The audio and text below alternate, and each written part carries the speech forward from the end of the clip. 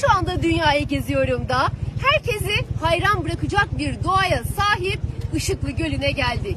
Gölün üstü olduğu gibi nilüfer çiçekleriyle ve nilüfer yapraklarıyla bezeli. Dünyayı geziyorum ama ilk kez böylesini gördüm. Adeta nilüfer tarlasındayız sanki.